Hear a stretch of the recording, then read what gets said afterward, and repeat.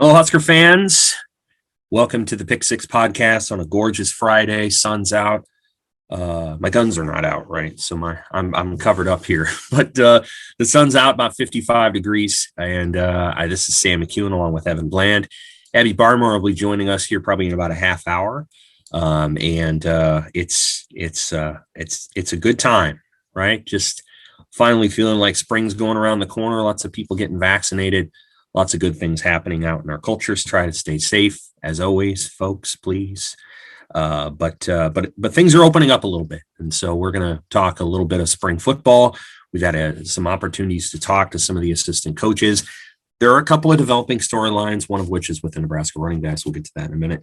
We'll talk Husker baseball, number one team in the Big Ten right now. And that's a big deal. And Maryland here in a couple of hours. Evan will be rolling out to the ballpark here in about 4 hours, to cover that game, that series. We'll talk a little bit of Husker hoops, and then we got a bunch of questions from Twitter that we'll go through. Some football, mostly football, but one baseball, a few others, and Abby will be on for that. We want to remind everybody, our sponsors, Team Schwalbach. The Schwalbach Agency is a family-owned all-state insurance agency with 4 licensed insurance pros, saving thousands of Nebraska Husker fans money. They sell home, auto, life, and flood insurance across Nebraska, and they also insure all the big boy toys. Might be a big boy toy weekend. Motorcycles, boats, RVs, off-road vehicles. Folks kind of traveling about with their RVs now that it's getting warm again. If you've had your roof replaced in the last 5 years, give Daryl Schwalbach, Kyle Schwalbach, Nancy Mostek, or Kyle Murdoch a call at 402-590-5200. They can help you save a bundle. Free, no obligation insurance reviews and quotes. Make sure all their fellow Nebraska fans are properly protected. Again, that's 402-590-5200 or www.nebraskaallstate.com. Thank you to Team Schwalbach. Evan, football this week. A couple of storylines that I want to cover. But first, I want to ask you what jumped out at you over the last 2 interview sessions that we've had with the media. Well, we didn't have them with the media. The coaches and the players did. Right. It's been good. It's, it feels a little more normal all the time, being back in person, even being 20 minutes, half an hour late to the availabilities when the players come out. I mean, it's very refreshing to jump back into it. Yeah. But yeah, it's, I think for me, a lot of it's been just seeing guys in person and what they've looked like physically. I mean, you've talked a little bit about it with Adrian Martinez. He looks like he's slimmed up to what he has been the last couple of years. You can look at a guy like Turner Corcoran and see like, man, that guy, he was impressive physically out of high school, but even after a year now, he has definitely put on some muscle and really looking the part of a guy who can play left tackle at Nebraska for a number of years. Seeing Gabe Irvin in practice was impressive, the running back, the true freshman.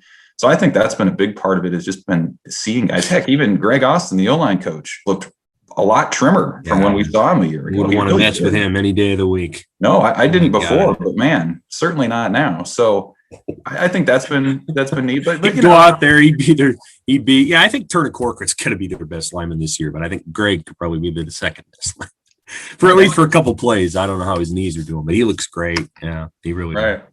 But, I think I've just been struck by the business-like approach to things. I mean, there hasn't been a lot of drama. There was some talk, I guess, about the decision not to play in a bowl game last year. But for the most part, coaches will talk about players when they're asked. They'll offer up kind of progress reports about their positions.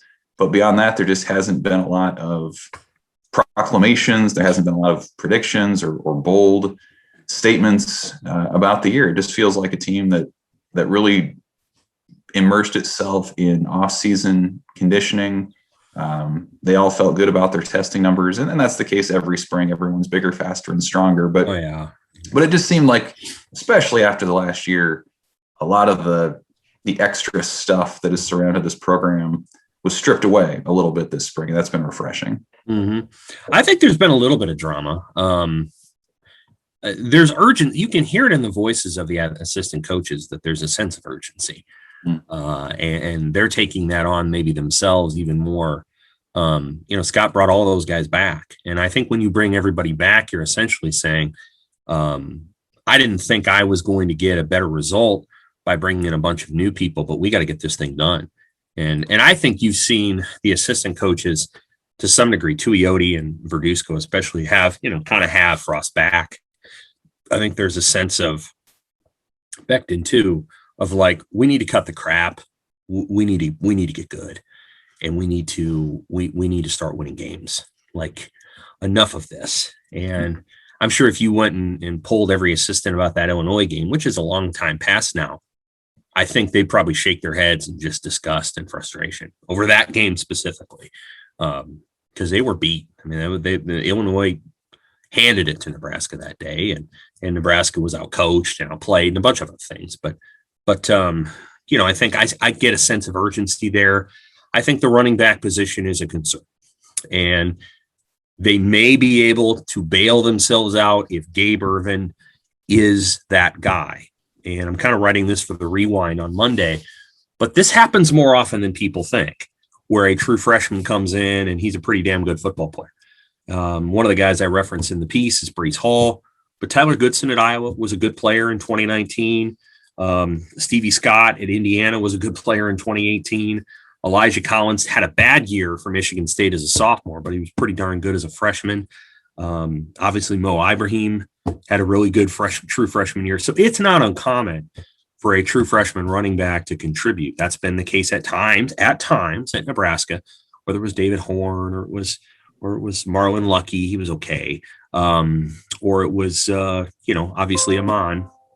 So there's been times when Nebraska's had success with freshman running backs, but that's an issue. I think there's a concern there when, we go to practice, and honestly, I was not paying close enough attention to where I did not, because I was kind of looking at the linemen. I did not see that Sevion Morrison was not out there, but, I trust the other reporters when they say he wasn't. And that's a concern. I mean, that's a guy that you need to have in your program doing the things that you want to do. They spent a lot of time and energy recruiting Sevion Morrison, and then he didn't play last year because he had COVID and some other issues. And now, it's time. It's time for him. He has the same opportunity that Ervin has. Marquise Stepp was hurt. He showed up with an injury that he didn't know he had. That's not great. He's going to be back by the summer, but he's going to lose all of spring camp, all of the rhythm that you would get. Ramir Johnson was not in pads. Now, I've talked enough about Johnson to people kind of know where I feel on that. He's had opportunities on the field, and hasn't always gotten it done. And then, Marvin Scott was available. Gabe Ervin was available. Ronald Tompkins, who's been hurt really since before he arrived, was not in practice, or didn't appear to be. Those are concerns. Like, this is a position where you have apportioned 6 scholarships. So I don't know what that is. What is that, Evan? That's about 8% of your scholarships are apportioned to this position. And then you probably have 5 walk-ons on top of that. It's probably time to find 2 or 3 guys who can carry the dang football, because they weren't able to find that really the last 2 seasons once Maurice Washington was kicked off. And I'm not saying they shouldn't have kicked Maurice Washington off the team. I think he had to go. But once they did that, once he stopped playing, well, then they didn't have people, so they had to rely on Wando Robinson. And one of the reasons Robinson isn't here anymore is because he knew that he was, frankly, the best running back on the team after Dedrick Mills.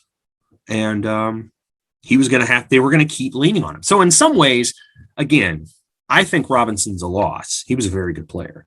But in some ways, his departure is an asset for Ryan Held, in the sense that, well, we can't go to that well. We can't rely on him to do this for us. So we need to find people who can do it that are here now.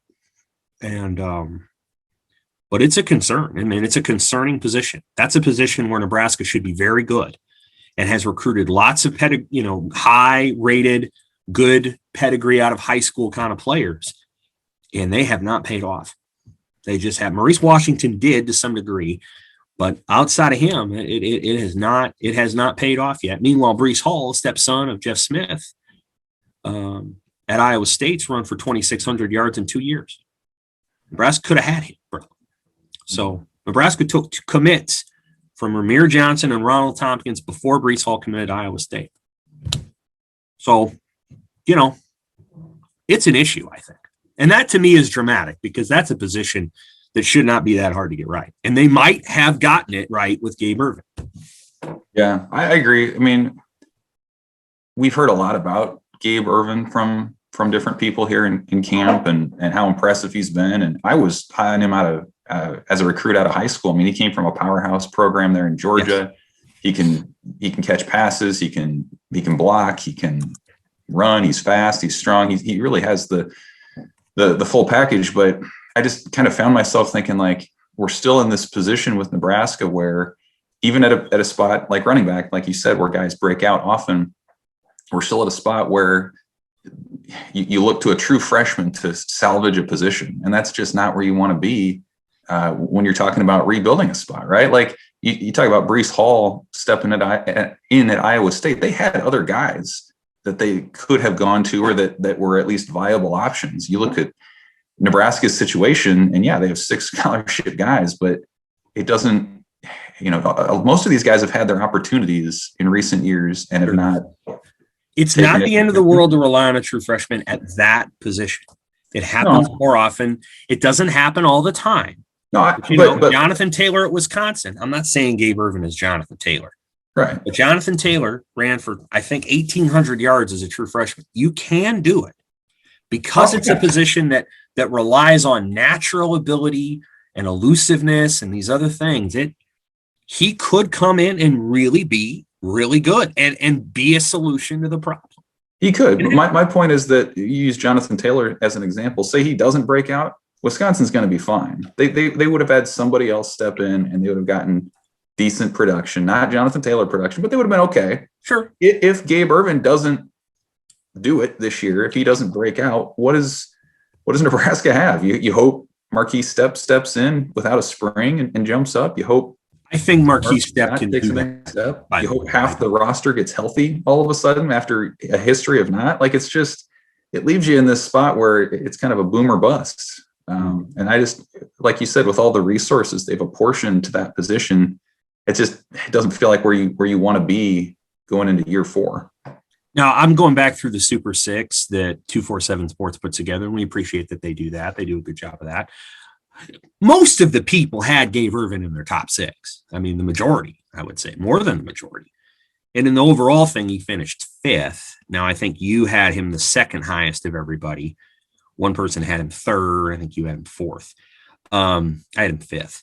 So, I mean, there was an acknowledgement that this guy is a pretty good football player.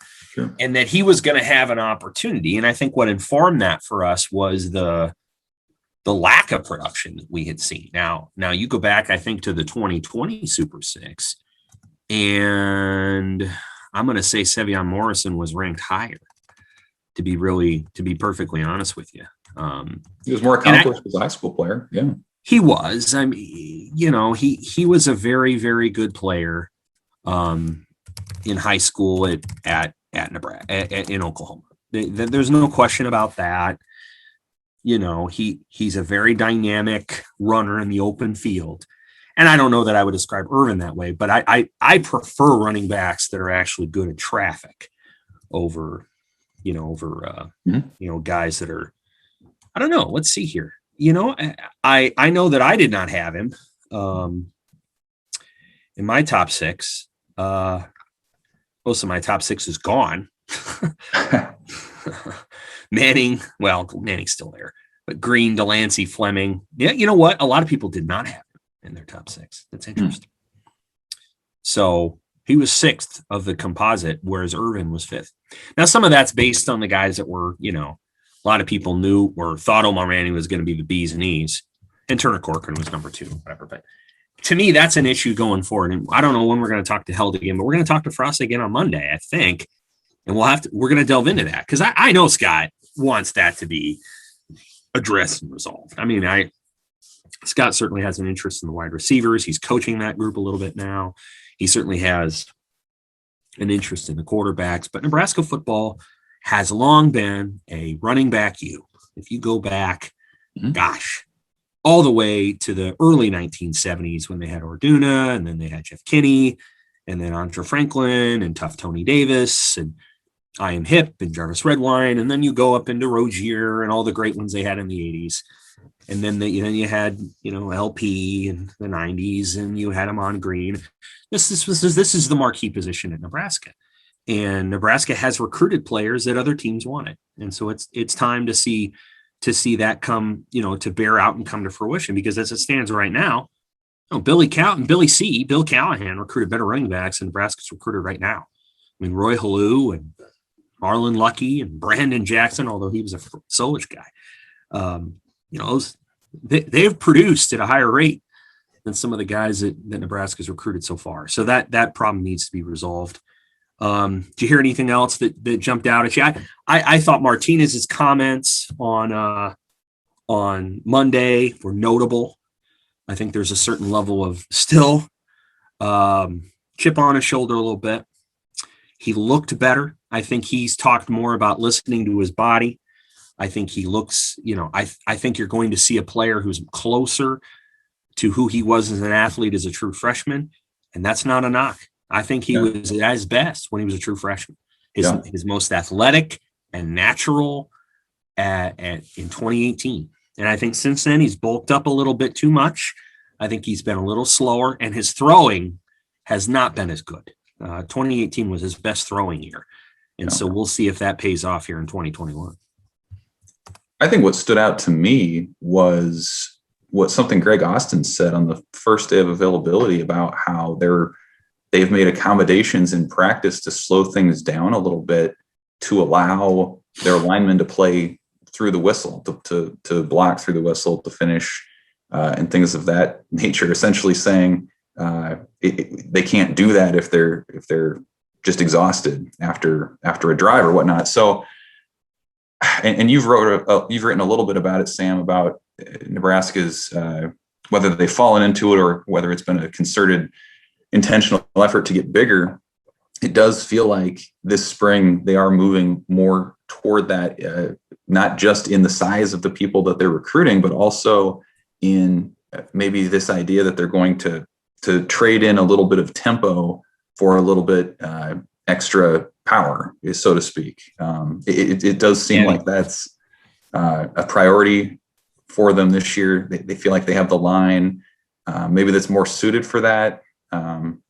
So I think it's going to be fascinating to see if they want to continue to go at super warp speed where they're snapping the ball every 10 to 12 seconds, or if they say, hey, let's push it back a little bit. Maybe we snap it every 16 to 18 seconds. And that allows us to run a little bit more power and to blend what we did at UCF with what the style is in the Big Ten. So it does seem like that they're trying more of a hybrid sort of attack than we've seen before. They've seen what doesn't work in the Big Ten. They have their style, though. They're not ready to commit to whatever the Big Ten is overall as more of a power league. But it does seem like they're trying to find some middle ground this year more than they have before. They're not going to divulge these state secrets. But my sense is they only have a certain number of plays that are what you would call 12 to 15 second plays. I don't know how many plays that is.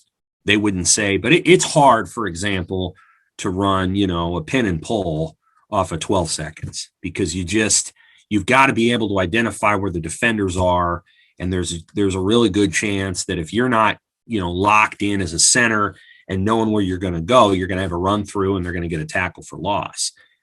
You could run an inside zone, boom, like that, because it's a zone blocking scheme and you're adjusting to what you're doing, and hopefully the defense isn't set up. They've got some throws, I think, that they can put in their offense that they can run off of tempo. And a lot of times they would run tempo after they got a first down. Okay, we got a first down, boom, let's go get another first down. Let's see if we can get an inside zone or an outside zone and pop it.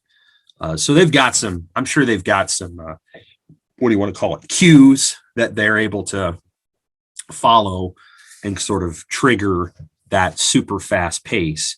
I think Nebraska's at times last year was pretty darn good at running some of that power stuff, especially when Diedrich was healthy. Yeah. And not because he was running the ball, Mills was a good lead blocker, and so they could run kind of a power, maybe be a split zone where, the tight end would block backside, a guy would pull out, Diedrich would lead, and Martinez would run behind. And they did that at times against Rutgers. It was very effective. And so, I feel like they have a pretty good sense of who they want to be in the run game. I think it's just a matter of, well, they don't have Mills anymore. They've got to find a way to get a running back who again has that natural gift for running in this scheme, but also is going to be a suitable, power blocker. It was early in that Illinois game. I think it was 14-7, maybe. I can't remember. They got 3rd and 2 at the Illinois 41 or so. And bottom line is Ramir Johnson. I think it was Ramir. It might have been Marvin Scott. He's got to turn his guy inside. He kicked him out, and Luke ran right into him. And those small details of, and I think Luke probably should have cut the play up, but those two guys not being on the same page is part of why they had some of the issues they did last year. And those are things that they've got to fix. Abby, welcome to the podcast. Hey, Abby. Hello. It's good to see you. You did a story earlier this week on Bryce Benhart and Turner Corcoran. Now, here's what I can tell you is that I think that the feeling about Corcoran within the program is really, really good. And they've felt this way really since the Rutgers game. The other thing that I've seen, and you're going to see Corcoran start to show up on draft boards because of what people are hearing. The other piece about Corcoran that I think is notable and impressive is what I saw from him on Wednesday. So he's gotten sort of a barrel-chested. He's always been kind of a barrel-chested guy, big up top. He's got a good bottom too. He's not the tallest tackle. He's probably 6'5". They list him at 6'6". He's probably 6'5 and a half. I don't know what he is. Doesn't matter. He's about 310 pounds. Might be a guard in the NFL. Might be a right tackle. Reminds me of Tristan Wirfs.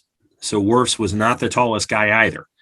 But when you stood next to him, it was a very similar body composition to Corcoran.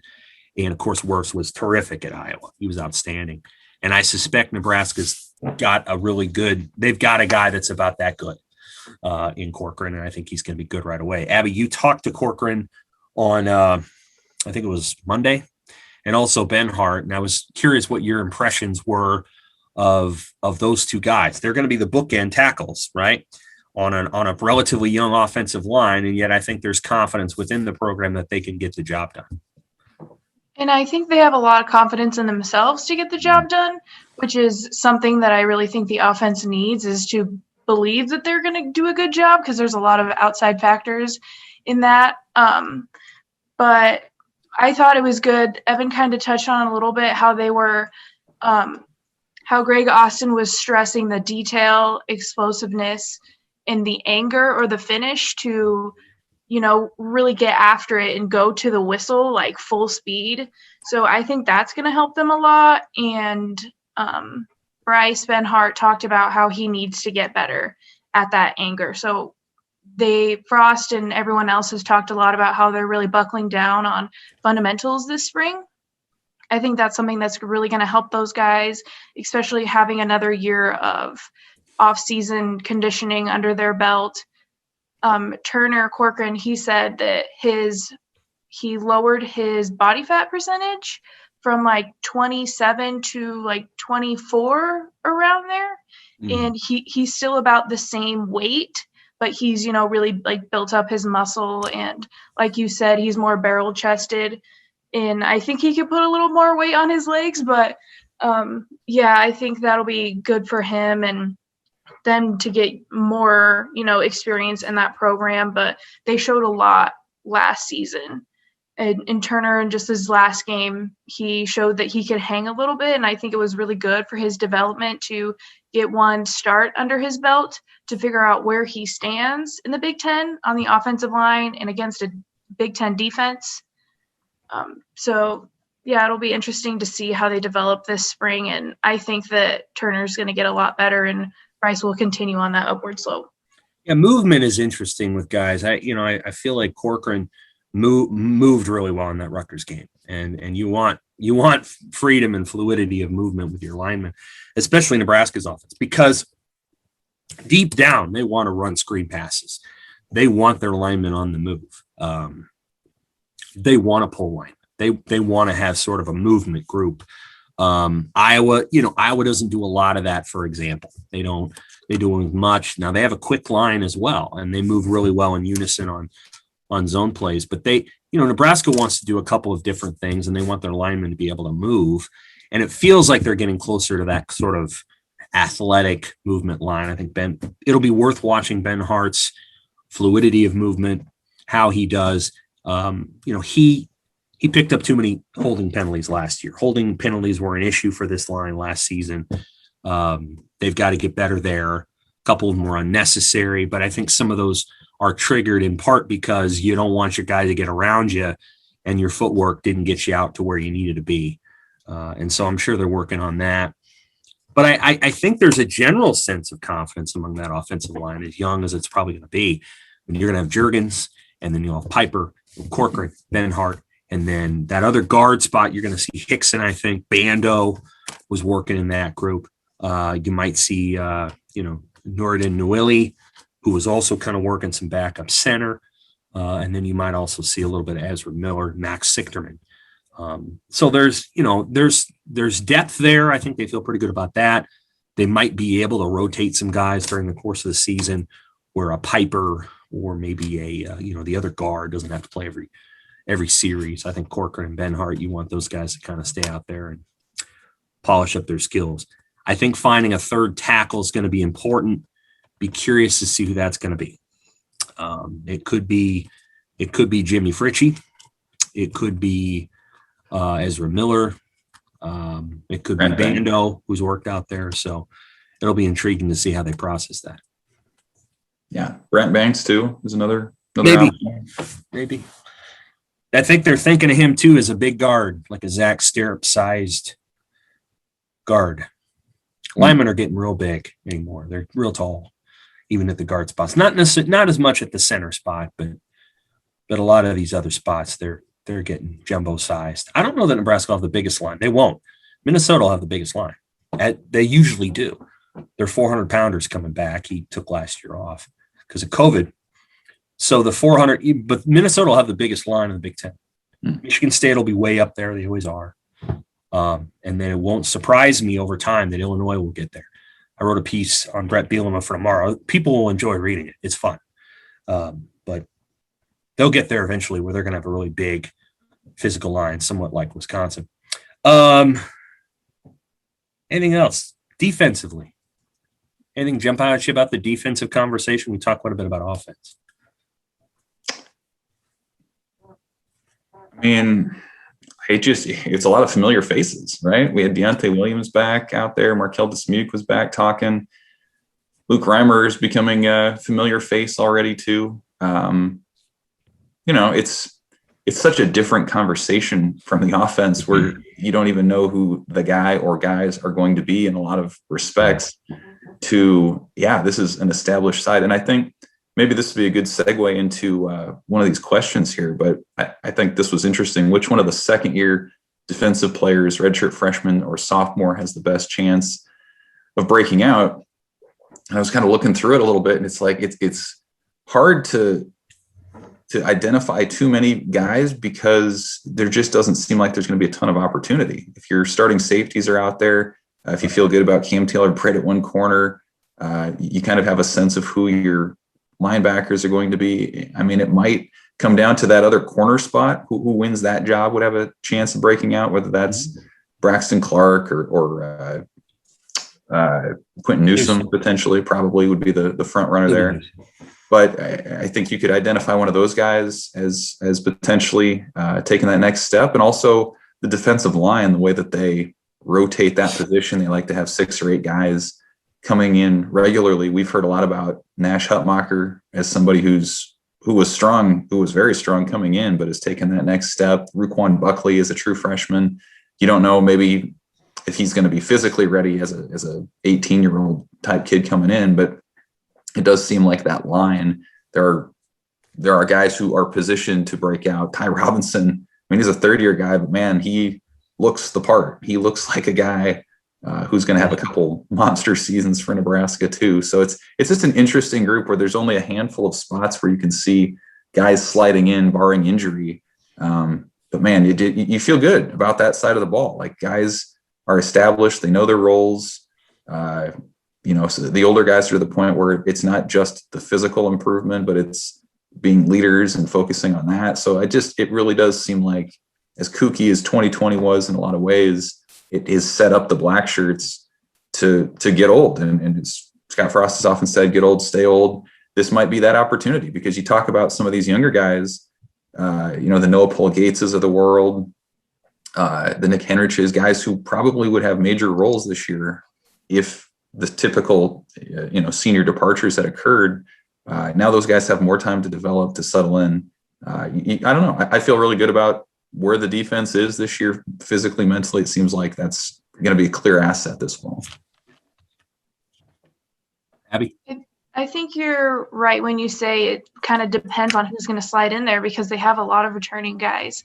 I think that at safety, they're going to have to find that, third and maybe fourth guy that they can rely on, because they're going to be taking a lot of reps. And this year they have a full schedule and not just 8. And, Frost talked about having to find those reliable guys, because it's going to be hard for, even in the linebacker position for JoJo Doman. He took a lot of snaps last year, and they're going to have to find another guy. He played a lot. He's going to play every snap, or damn near. I'm pretty confident of that. That's just the way it's going to have to go for him. Give somebody a rest and get a new kid in there. Sure. Miles Farmer had, when he played, get Southeastern Louisiana. Yeah. They can get Javen right in there, man. Mm-hmm. Continue. But Miles Farmer, he had 2 interceptions against Northwestern in 1 half. So it might be, they might just put somebody in there because he's playing good, and not because they, need to replace any of those seniors that they know that they can rely on, and Markel Dismuke and Deontay Williams. And they really need to put an emphasis on getting interceptions, creating turnovers on the defense in general, and actually, picking up those balls when they actually force a fumble. Yep. Recovering fumbles is somewhat of a byproduct of luck, depending on where they bounce, but Nebraska could stand to recover more of them. I think you're going to see Dismuke for sure, maybe Williams too, get pushed by the guys behind him. I think Farmer's, a little bit different athlete, and I think he's a guy that's probably going to get some opportunities here. It won't surprise me if Paul Gates is playing a little bit too. Williams is interesting because, 3 years ago, I would have said, well, that's maybe the best athlete on the team. And he made some spot plays, in 2018 that were impressive. Pretty much missed all of 2019 because of a shoulder injury he incurred against South Alabama, right? And so I thought he was pretty good last year. Pretty good. I think I don't know that I saw him with the sheer burst and spectacular athleticism that he had in 2018. So we'll be curious to see if he gets back to that. Dismuke, you kind of know what you're getting. You're getting a smart, tough, willing tackler. I don't know that I would describe him as a an elite cover safety, but does all the things that you want him to do. I think the inside linebacker group for Nebraska is probably as healthy and as talented as it's been in a really long time. And so that group, I think, is going to be really, really good. And I think you have 4 guys there in Reimer, Kalaveric, Honus, and Henrich, who are going to be really solid. Outside linebacker, it remains a question mark, and we'll just have to see where they're at in the April 17th practice, which will be valuable to see. That'll be more valuable to me than the spring game, is being able to see that practice and kind of get a sense of, how things are going to go. I assume they're going to let the media watch that. I sure hope so. So that'll be valuable to watch some of those outside linebackers. And then, the defensive line, I think, is going to be interesting. I don't know if there's ever going to be a big ticket, high stat guy on that line, the way they want to play defense. Yeah. They want their linebackers to kind of handle some of those tackles, but I think it's a group that certainly can hold its own and take double teams and all the rest. And Ben Stilley being on the shelf for the spring is not a bad thing. I mean, it'll be good for other guys to get opportunities. So, yeah, defense is kind of in a holding pattern. I think the questions that will persist there is they can be solid. Will they be explosive? Will they be an explosive defense that plays with a leading edge and flips the field and does some of the things that really, really good defenses do? And we'll see. I don't know yet. Yeah, I mean, we've talked about it before. Like they became very good at getting to fourth down with opponents, especially late last year. But what they still haven't shown has been that ability to get all the takeaways, and that's obviously what you want is the plays for loss and the interceptions and the fumbles. And so, as Abby mentioned, there have been dropped passes that probably should have been picked. There have been fumbles that they haven't recovered, and so it does seem like if it's going to happen, it should happen with this veteran type group that knows what they're looking for, that's been through the battles before. You just want to see some turnovers. Give your offense a little bit more of a margin for error, and I think that's probably the result that you're looking for when you're talking about explosiveness is smacking someone right after the catch, jarring a ball loose, tipping a pass at the line, things of that nature. So yeah, I think you need to see more explosive plays, takeaways, and if you do that, then this offense defense dance that they like to do, how they play off of each other, then we'll start to see that more than we have so far. Agreed. We'll get back to football in a minute. Talk some baseball to me, Evan. Best team in the Big Ten right now, number one in the Big Ten, playing Maryland. I don't know how good Maryland is. But comeback win over Illinois on Sunday. So they were able to win that series. Mm-hmm. It was kind of a high-scoring, wild series. So what should we expect this week as Nebraska takes on the Terps? Well, it's a matchup of the top two scoring offenses in the Big Ten. So I would expect there to be runs. It's interesting the way that Nebraska's schedule has set up this year, because it's kind of like if you ever play that old video game Mortal Kombat. You start with kind of the easiest guys and you work your way up to the boss. Yeah. Mm-hmm. And that's kind of how it plays out for Nebraska this year. Is they started with Purdue, which has not been very good in recent history for the most part. It swept Minnesota, which is really, really bad this year all around. And it starts working itself up. And so Illinois last week is more of a middle of the pack sort of team, has some talent, just hasn't brought it all together necessarily. Maryland is another little half step up there where they have a lot of talent all over the place. They're similar to Nebraska in the versatility of their offense. They have some high strikeout pitchers that when they're on can be really good. And if they're not, they can get beaten up.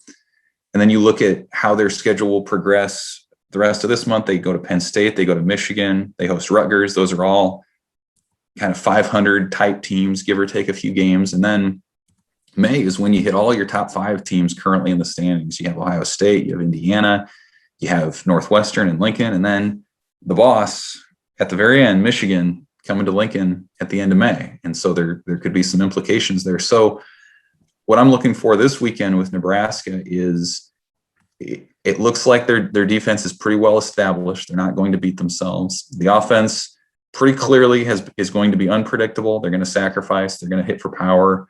They're going to do all kinds of different things. But for me, how does the pitching hold up? Because it didn't hold up great last week against Illinois. They had to win by rallying a couple times late in the game. So how does that look against Maryland, that's as good of a hitting team as Illinois and maybe a little bit better? You want to see your starters do a little bit better. Cade Povich, I think, is fine. He's solid, but when Chance Roach, his sinker's not sinking, you kind of wonder how that's going to go. And Shea Shanneman, who's transitioning from a reliever closer to a starter, has had a couple good outings this year, but he hasn't given them the length that they've needed more often than not. So I think when you start looking at what Nebraska's ceiling could be, this is a good weekend to kind of gauge how that pitching comes in, the starters, the bullpen. If they can, hold down Maryland for a game or two, I think that would be encouraging for what they can do going forward. So another weekend where you want to win the series, probably going to be a lot of runs. And if Nebraska can come out on top, they're just going to continue to do what they do and be in contention here. Nebraska's number 2 in the Big Ten in home runs. Do you know who number 1 is? Hard to guess. It'd be Northwestern, I bet. That's right. Yeah. Which is totally shocks me. Northwestern, I put them as last in the Big Ten in my preseason rankings. That's been the surprise of the league. There's no doubt about it. But I'm still waiting for them to come down to earth in a 44-game league season. They may do that, or they may prove to be legit this year. But the thing about Nebraska, I don't recall right off how many home runs they have. 25 maybe as a 30. team. 30. That's, they had less than 20 multiple times in the last decade, over 55, 60 game seasons. So what they're doing is unusual for them in recent history. And you look at some of their regional teams, they've always had some kind of a weakness, whether that's been, hey, they've had great defense, but they can't score, or their pitching has been suspect. And it seems like right now they've got 2 of those big 3 working pretty solidly, the offense and the defense. But again, the pitching to me is the part that will make or break kind of how high they can go, or at least will determine how high they can go. So yeah, it's been interesting to see, because this team has been a lot different than what we saw late in the Erstad era, when it was like 2 guys. If Scott Schreiber didn't have a big game, or if Angelo Altavilla didn't have a big game, you kind of wondered where the offense was going to come from. And now you wonder where it's going to come from, but in the sense that like anybody could break out at any time. So it's a fun team to watch. I don't know how much you guys have seen them play, but you just never know. Yeah. I mean, I follow you on Twitter, and I'll listen to the games. I'm not, Not a B team. I'm not at my computer watching on a Sunday afternoon. I don't blame you. Well, I mean, if they put them on BTN, I'll watch them, but it's hard to, it's hard to appreciate and enjoy this process when a lot of the games just aren't on TV. I'll probably head out to one this weekend. Yeah. And poke my, go over there and just see what's going on and poke my head in. And I always enjoy watching usually like a Saturday game. So, yeah. That'll be good. Men's basketball, I don't know. I mean, we've known for 3 or 4 weeks that they were going to hire Nate Lenzer as an assistant basketball coach. He takes over Doc Sadler's role. Doc moves to the Bobby Lutz role. I think Doc's comfortable with that. Lenzer is a developmental guy, so his job is to come in and make this team better. And he'll do on court coaching during the games too, but his job is to come in and develop these guys and make them better basketball players. And that's the piece that Fred Hoiberg really respects about him. I think Hoiberg regards Lenzer as one of the best developmental guys that he's ever been around, that he really breaks down the game in a good way and gets the guys to put their game back together and just makes them better players. And so I think that Hoiberg wanted to have another person on his staff that was able to do that during practice and during games. Doc's kind of a head coach mentality. So was Bobby. I think Lenzer is a true, assistant in the sense that he can kind of take what Hoiberg's trying to say from a holistic perspective, break that down, and make the pieces work better. I think there are guys on Nebraska's team that have to get better. There were guys that got better last year. For example, Eduardo Andre got better as the season went on. Kobe Webster got better. His shot got better. I think Trey McGowan's was getting better. Then COVID came. Then he took a dip, and then he got better again toward the end of the season. Banton is a guy that I think they want to try to figure out. Delano's got an incredible skill set.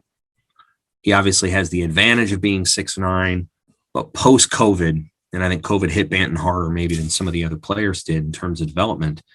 Post-COVID, he wasn't the same player, but I'll tell you what, pre-COVID, there were moments. There was a moment against Michigan. There was a moment against Michigan State.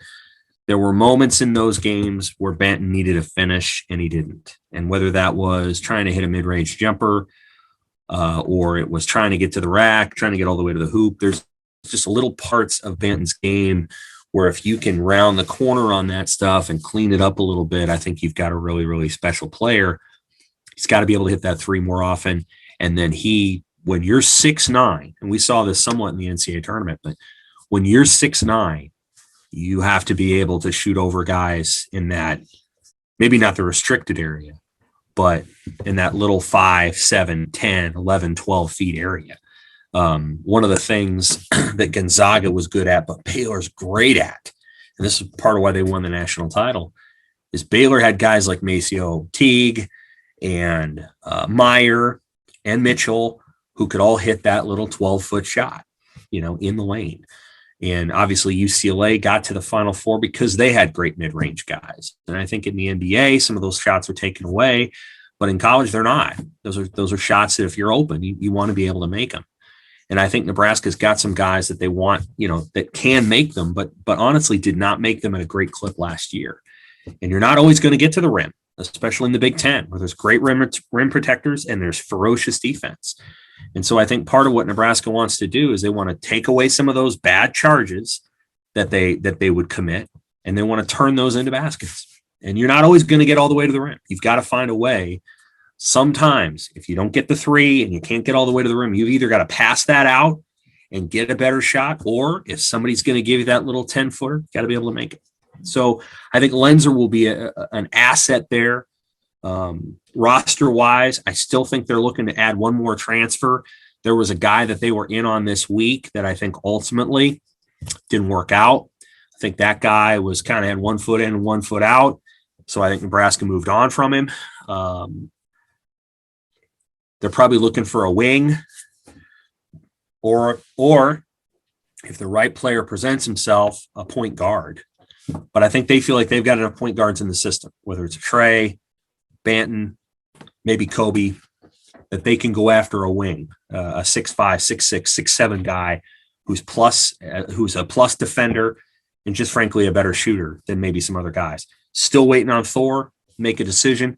And I still think Shamil, who's technically the oldest player on the team, has a decision to make too. And so we'll see where Shamil Stevenson lands on his decision, and still waiting on Thor. I think the expectation is Thor will be going to the professional ranks, but we'll see. That's kind of the update. If you have any questions, I can try. I mean, what's their goal right now? Is it to add one more guy? Yeah. Yep. I mean, that's essentially where they're at. Okay. Added CJ Wilcher last week. I like Wilcher a lot. So he's going to be an asset to the team. A lot different from last year when they overhauled the entire roster again. It looks like there's more continuity now. It's starting to settle in a bit. Yeah, they're going to add 5 or 6 guys, so they're going to add some dudes. They obviously added CJ last week, and again, I think he's going to be a nice player.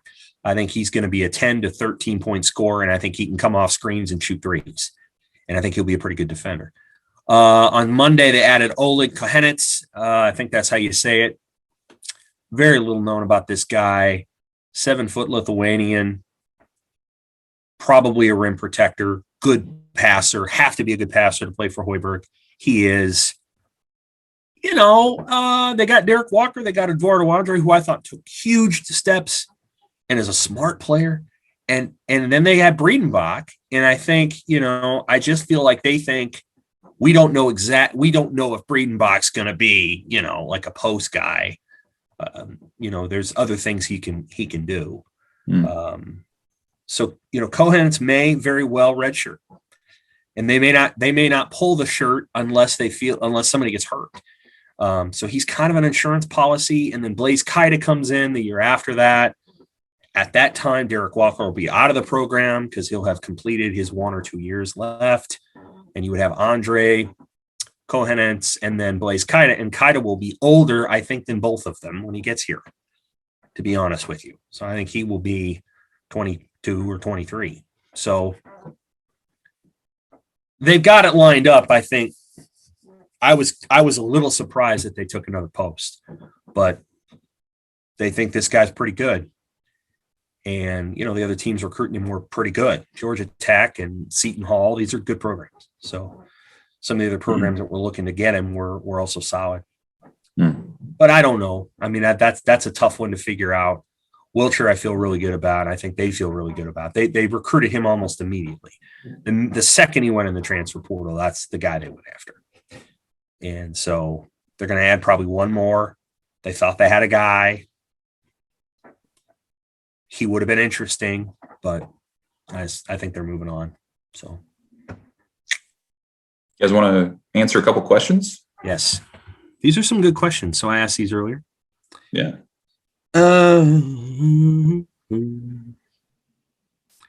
Let's start with this one. What are your thoughts on the progression of the program? I'm concerned. I feel like there's been a lot of leeway room to get this running, but this year 4 feels like we're headed into second year or year 2 of another rebuild. What do you think, Abby? Okay. I think that there's going to be, this does kind of have the feeling of the year 2 rebuild last year. And I think a lot of this comes down to they didn't have an off season to develop those guys, to, really work on the younger guys and, focus on fundamentals, things like that before the 2020 season. But I think what's going to be different this off season is that they have the guys that they want there. This is, they have all their recruits there. They're developed a little bit more because they had that last season. Even if they didn't have the off season, they had guys that, started standing out. They had some freshmen on the offensive line and guys, in the secondary that were younger, but still found a way to, break out and develop. And I think that this year it's going to be different because they have that off season to really, work on those fundamentals, focus on special teams, which needs to be a big emphasis, and they've been talking a lot about it. So I think that is important, but it kind of comes down to, who is going to be able to develop a lot during this off season. But I think they're going to be further along. Maybe it's going to be like a 2.5 year rebuild, especially because there was a lot to rebuild when Frost got here because of just, the state of what they had. From Mike Riley, and then also Frost is still, we touched on a little bit, but he's still trying to get used to what the Big Ten demands, the size on the front line, things like that, that combination that they're trying to find between power and that speed. So I think that they're still trying to settle into that, and it's going to be really beneficial for them to have Matt Lubick there during the off season to really, tweak things, work with guys, bring his expertise in. So, Marino? I think there are aspects of the program that have made some clear improvements in the last few years. Strength and conditioning would be one that stands out to me, as much as they were pushed around in 2017 and 2018 in the trenches. It really looked like, especially last year, that's become a push. If nothing else, they're even with their Big Ten peers on both sides of the line there. We've talked about their size, how that's started to look more resemble a Big Ten team. I think there've been a lot of turbulence along the way, right? Like I still think it shouldn't be overlooked that Scott Frost's first time here was the advent of the early signing period and how quickly that 2018 class came together. I think the onset of the transfer portal is something else where, I think we can have in our minds what a rebuild looks like, or where a program should be when a coach is in his second year and his third year. But there have been so many changes to the landscape of college football in the last 4 years that I think that totally, or at least in part, should adjust that thinking a little bit. There's been attrition, and I think the staff has made some mistakes and has had to settle in a lot of ways in terms of the type of guys they're bringing in. We've seen that with a lot of attrition, particularly out of the state of Florida. The type of offense that they want to run. They started with a lot of 5'9", 5'10", duck R types that they thought could be the backbone of their offense the way that it was in UCF. And it has turned out that just hasn't been the case. So I think there's been some learning on the job, certainly, that's gone on there. And we talk about it a lot, but what's the identity of Nebraska's football program? What do they hang their hat on? If you talk about Iowa, or you talk about Wisconsin, or you talk about Ohio State, what you envision when you hear those programs. I still don't know what necessarily that is for Nebraska. I think what's Ohio State's identity? Just to recruit all the best players and well, yeah, I mean they're pro style, yeah. Certainly all the talent, but like, yeah, you know what you're going to get from them. Sure. Generally speaking, and I still don't know that that's the case for Nebraska. Ohio State's gift is their defense. Their offense is fine. It's fine. It's good. Sure. You have Chase Young on your defense. You're a good defense. Sure. Ohio State's secret formula is that Urban Meyer kicked the crap out of everybody in recruiting. Sure. In one year, they had 4 NFL defensive backs. We're all starting in the league now. But you know what? That's their identity. Yes, that's okay. The identity doesn't have to be entirely scheme. You better believe it's okay. Yeah, it doesn't have to be entirely scheme. It can be talent. But like, what's Nebraska's identity? Like, I still don't really know. I get you what you're saying. I just thought that was so Ohio State does have an identity. Yeah. It's Marshawn Lattimore and, Eli Apple at corner. Sure. And that's fine. Jeffrey Okuda. So is Nebraska's identity top 25 classes that get nailed with attrition and like that's not fair. That's not what you want. No, not at all. I totally agree with you. I just like we're talking about the offense. If Nebraska recruited like Ohio State, their identity would be just fine. Their record would be too. But it's hard to recruit like Ohio State, though. We're talking about Nebraska getting bigger. We're talking about them trading some tempo for power. Like these are all adjustments. These are all things that are changing. This has not been their identity is changing. So I think that's maybe the most concerning part is that it's year 4. And from my perspective, it's just like, well, what's Nebraska hanging its hat on? Is it the screen passes? Is it trying to get the takeaways? Like I haven't seen it flesh out on the field. And I think that's a problem. So, the division that they're in, we've talked about this before. Talent-wise, I think Nebraska can match almost anybody in the league. The thing that Nebraska's really struggled with is turnovers on offense, frustrating turnovers on offense, especially fumbles, and untimely busts on defense, whether that's giving up a big, long touchdown in the first drive against Northwestern, the long run against Minnesota, the stupefyingly annoying play at Illinois against Illinois, those multiple long runs where your linebacker's got to get over there and he isn't over there and makes for an easy play. Illinois kind of exposed a few things about Nebraska's run defense that I was surprised other teams didn't try to do more often. So those pieces, and then the turnover piece where Nebraska makes these mistakes, fumbling the football, or, they lack a cohesive, thoughtful strategy on special teams. And it just feels haphazard, or it feels catch as catch can. And if you took those 3 areas and you clean those things up, you can have an 8 or 9 win team this year. And that's not an exaggeration. They can pull that off. Are they going to beat Oklahoma?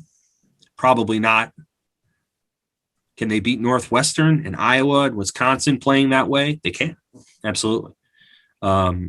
It's a process of, I think when they came here, their hope and their goal was to be much closer to a Oklahoma or an Ohio State and be able to overwhelm teams with superior speed, superior talent, and superior aggression. Because the whole idea behind Nebraska's defense when Chenander got here is we're going to be an aggressive defense. We're going to blitz. We're going to get up in your face and cover. We're going to create havoc. We're going to create turnovers. We had these guys, Shaquem and Shaquille Griffin. I can't remember. It's not Shaquem and Shaquille, but those guys down at UCF, and we've got these elite corners, and we've got all the speed all over the place, and we can step into plays and pick 6 against Auburn, all those things. And it just hasn't panned out that way, in part because I think A, the Big Ten's got better coaches than the AAC or the Pac-12, and B, Nebraska has had so many self-inflicted wounds. especially in the turnover department, that they have prevented themselves from winning football games. And for reasons that I think are not always clear, it really wasn't until this offseason when I think somebody kind of looked around and said, guys, we're losing games as much as other teams are winning them. And if we can't figure this out soon, we're not going to be here that long. And so I think the idea is, heal thyself and, let other teams make mistakes. One of my favorite sports books is a book that, Andre Agassi co-wrote it with Jared Moringer, but it's called Open. And one of the things that Agassi learned in his career when he was working with Brad Gilbert, who was his coach, is that the best thing you can do is continue to return the ball over the net and just bang the hell out of it with people until they make a mistake. And Agassi found that he got a lot better when he started playing like that. And, harm reduction, so to speak, is a model. It's not a model Ohio State has to follow. Ohio State can turn it over 6 times and win by 30, but Nebraska can't. And I don't know. The progression that Nebraska needs will be evident or not evident based on, I think, their turnover margin and the number of big plays that they allow on defense. I don't know that they're going to create that many more turnovers. I don't know. It's hard to say. I don't know. I think the way they play defense, they want to bend and they don't want to break. And sometimes when you play like that, you're keeping things in front of you and you're not necessarily playing the ball as much. I don't know how many turnovers they're going to create. I don't know how many sacks they're going to create. A lot of times what will happen is the soundness of your defense is on a spectrum of like the more sacks that you get, that's how good your back end is. And I don't know how good Nebraska's back end is. So I guess we'll find out. That would be the answer to that question. Long answer. My apologies. No. Next one. I've got one. Go, please. Would love to hear your thoughts on the purpose motivation for Nebraska opening up practice to the public next Saturday. Ooh, I didn't see that one. What do you think, Evan? Well, I mean, for context, I'm trying to think back. I can't think of other examples when they've done this. Can you, right offhand? Callahan may have had one. I can't remember. When they've opened a second one? Yeah, I don't know. I thought Billy C maybe had one his first year. I I can't remember. You were there. I wasn't. He had some fall kind of student night type events when I was in college back in the day. I don't recall any extra spring availability or opportunities, but it's a free event, right? So there's not a financial incentive here. They're not selling concessions. I feel like it has to be recruiting related, right? Like if you're able to invite recruits from the region to come down and be part of this crowd of whatever it was, 4,000 that they're letting in. Yep. But that's even interesting too, because of the way that these sign-up waves are occurring and how you have to be on top of those. Husker Nation is going to be avid and trying to get out there and see that. So I don't know how beneficial necessarily that'll even be for recruiting. I don't know how much it's for the fan base necessarily, since you're talking 4,000 people. It's not going to be televised. I can't imagine they're having broadcasts. Maybe there's some social media stuff going on, but I guess I don't see a clear motivation for this outside of hopeful recruiting elements and maybe welcoming back some people after not being able to attend games in 2020. I was a little surprised by it. I don't see a clear, obvious reason why they would do it. Do you guys? I think that maybe they're looking for some, extrinsic motivation for their players. It might, push them to, want to play better in front of fans and, show off what they got. So that might further their development if they're really pushing because someone's going to see them now. So then they really want to be good. And also some of the fans are like this question we just had, they're worried about the progression of the program. And there's been a lot of, talk about is this going to happen? Could it happen? And so having this extra practice, it might show people and maybe silence them a little bit if they have some impressive guys out there that have developed a little bit more and calm down some of that talk a little. I think they're just playing nice, trying to be good to people. Yeah, that'd be my read of it, but maybe it's there's probably some recruiting ulterior whatever to it. Let's see. NFL draft question. One site shows Turner Corcoran is a top 10 pick in 2023. He's that good? Also, who will be the first selected in a few weeks?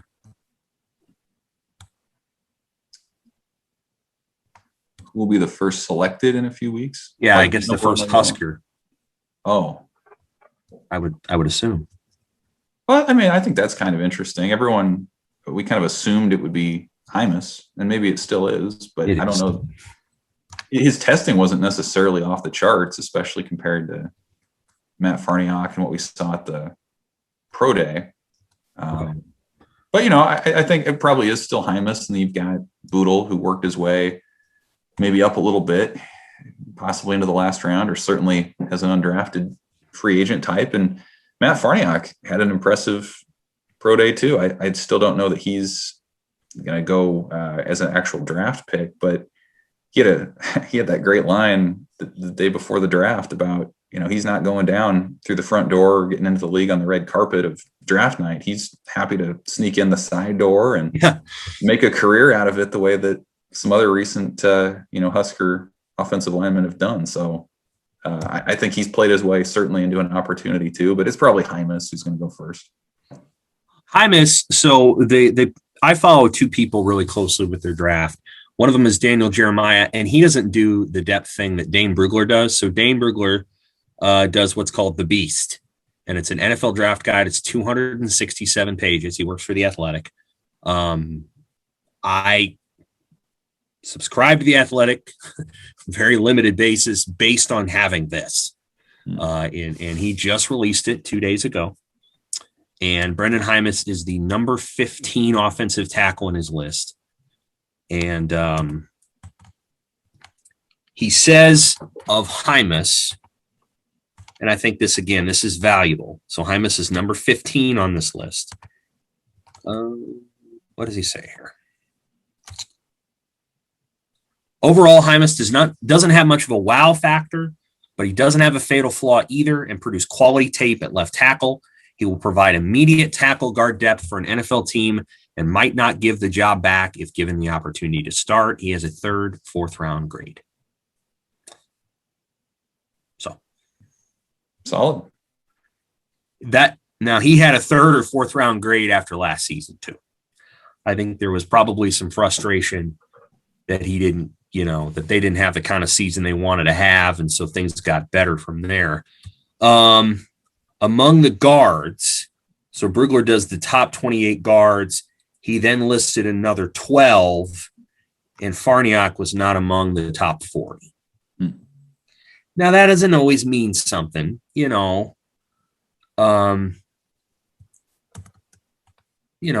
may not mean anything. It may not. Let me say this. I don't think his tape was that great. I just don't. Maybe it's center, but he gave up the game-losing sack and at Iowa. That was not a joke sack. I mean, he was beaten. Yeah, that's a high leverage situation where you don't want that to happen with your guard, and so that was concerning. And then let me see where they've got if he's got Boodle listed. Now, this thing's got all the 40 times in it, too, incidentally. So whatever the true 40 time was, we've got it. Let me see. So Boodle is rated as the number 51 corner. And he has a PFA, so preferred free agent grade, and he ran a 4.44 40 with a 1.57 10-yard dash. I'm dropping that one here. Thank you to Dane. I mean, he does an incredible job with this. It's just outstanding. It takes him months, obviously, to put together. Here's what it says about Boodle. Overall, Boodle can get spun around or forced off balance by savvy route runners, but he can push for an NFL roster spot if it becomes more disciplined as a pattern match. So I think there's going to be one guy taken. I think it's going to be Hymas. And I think that's going to be it. Is there anybody else that I'm missing? I don't think That so. was pretty much everybody, wasn't it? It was a short pro day. I mean, of course, with the seniors that were returning, that played a part in that. But yeah, it was very. Wait, Diedrich Mills. Jack Stoll is also there. Who else? Mills and Stoll. Jack Yep, Stoll. yep. Yeah, I don't think Jack Stoll's going to show up on this thing, but I'll look. Let me get to there. Jack's injury history is what it is. Let me see if Mills shows up on this thing. Thank you for reminding me of that. Those two. Mills does not show up among the running backs, the top 35. I am not seeing him from what I can tell. So he's not in that group. Now, again, only about 15 running backs get taken every year. 16, 17, somewhere in there. And then Mills is listed as the number 40 running back. He ran a 4.69 40. So, according to this, he ran basically a 4.7. And he's 5'10", 217 pounds. So that's unlikely. He would be a free agent type. And then who was the last one? Stoll? Yeah. Other people can look at other names. I would recommend, if you're really into the draft, which I am, getting this thing, because this thing is really notable and impressive and all the rest. So among the tight ends, Stoll is not listed. Is not listed among the tight ends of the top 26. Let me go down here to the bottom and see if he is among the others. He is, number 28. So Jack Stoll is listed as a free agent. He was listed at 6'3.5", 247 pounds, and he ran a 4.65 40. That's right, a faster 40 than Mills. Yeah. So. Well, there you go. So it'll be Hymas, and then it'll we'll see where it goes from there. I have one more question to throw out there. All right. Maybe you guys have more too, but I was going to throw this last one out. Do you feel like there are any major award winners on this team? Say Nebraska wins the West. Who has to have a big year? What do you think? It's kind of two different questions. Let's go with the second one. Say Nebraska wins the West. Who has to have a big year? Adrian Martinez. Duh. The offensive line. The inside linebackers. All the guys that play. Doman. Cam Taylor-Britt. Those are the guys that I would think would have a big year. I don't think the defensive line is going to produce 20 sacks. Maybe I'm wrong. It'd be good if I am. Really good. But I don't anticipate that. Abby? I think they need to find somebody at running back. They might not be a star of the offense, but they really need to find somebody that they can rely on, because they didn't have that last year when Mills was hurt. And then now we have, Marquise Stepp. He's out for the spring.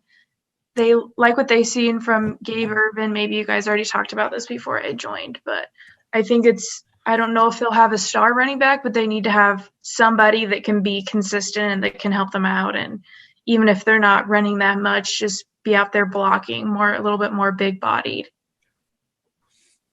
Good enough. Hey, I want to add one more thing back on the draft thing. Yeah. This is going to make people laugh a little bit. So Matt Farniak is actually listed. He's listed as a tackle. Okay. And he's listed as the number 29 tackle, a free agent. Overall, Farniak plays with the desired functional quickness and competitive drive, but his balance recovery issues leave small margin for error, both at tackle and guard. Okay. Who's number 30? This is going to make people laugh. Number 30 on this list, behind Farniok, is a guy that played at Stanford by the name of Foster Sorrell. The 5-star that Nebraska did not get, who went to Stanford instead. Foster Sorrell is behind in this list, Matt Farniok, and way behind Brendan Hymas. How about that? How about that? That's interesting. How about them apples? What do you think? Now, incidentally, a guy that Nebraska could have had and did not get, Alaric Jackson, he's number 20. That's the guy that Nebraska probably would have gotten if they hadn't gotten Farniok. If Farniok had went to Iowa, then Jackson probably goes to Nebraska, and he's number 20. Yeah. Ain't that something? Maybe it isn't anything. I don't know. I find it interesting.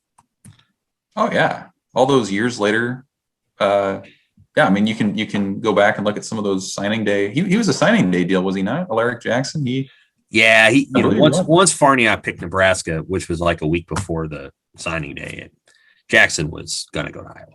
It was kind of an either-or deal. Interesting. Okay, yeah. Isn't that interesting? Yeah. I think it's interesting. Yeah. So all 5 of those guys are listed. One of them for sure is going to get drafted. That's Hymas. Whether anybody else does or not, I just don't know. Yeah. I think there's an outside chance that Boodle can, but and here's why. When DiCaprio Boodle meets with people, they're going to be immediately impressed by him as a person. Mm-hmm. And sometimes that can get you on a roster as a draftee, but because what kind of work ethic they're going to have. But I suspect it's just going to be the one guy. It's just going to be Hymas. Next year, they're going to have more. I feel confident of that. Oh, yeah. Cam Taylor-Britt comes to mind immediately. Well, Adrian's going to get drafted. I have no doubt about it. None. No doubt. And I think this will probably – now, Martinez said on Monday he's not going to think about it, and that's probably smart because you don't want to count your you don't want to count your certainty of success before it happens. But I think he's probably going to have a pretty good year, and I think he's going to go, and I think he's going to get drafted. Because there's things about Martinez that you see the pieces, you see all the talent. Hey, one last question. This about quarterbacks. Did you see anything that jumped out at you on Wednesday? I know people said, Harburg threw some nice passes, and I'm like, well, yeah. Did you think he was going to go there and like Uncle Rico it, or like what? I mean, they recruit the guys because they can throw. But did you see anything that kind of jumped out at you? Well, yeah. I mean, I think maybe that question comes from this idea that they didn't get to see him throw in person, right? I mean, that was the pandemic gummed all that up. But, yeah. I was on the other side of the field. I saw a little bit of it. Martinez had a few nice throws downfield. He skipped a couple. He skipped a couple that I saw on some post routes as well. But he looked pretty good for the most part. It's hard to judge, Smothers and Harburg had a few throws, and then they all went outside. We didn't get to see them for probably the last 15 minutes or so of the availability, and half of that other 15 minutes they were stretching or doing a jumping jack or whatever else was going on. So I don't know. I wasn't blown away by what I saw, but I don't think there was a ton of opportunity to see much. And that's why I think that open practice next Saturday is going to be so interesting, is that's probably the best look we'll have at those guys. Certainly right. Smothers, who's been in the program for a year. And I think that's probably where we'll learn more. And I don't, there's a question on here about, at this point, do you think Nebraska would add a transfer quarterback based on what we've seen? I don't know. I haven't seen nearly enough to make any kind of informed judgment on that. But again, I think the next couple of weeks will be really important in that sense. Yeah, they probably will. The reason I say that isn't necessarily a reflection on Smothers or Harburg or Masker.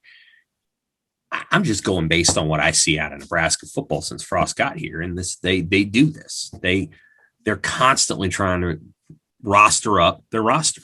And so my sense is, yes, they will go get someone because that's what they do. And it may be a great player. I mean, it's possible. I think they've got a good one in Touré, and I think the kid from Northern Iowa is going to be really good.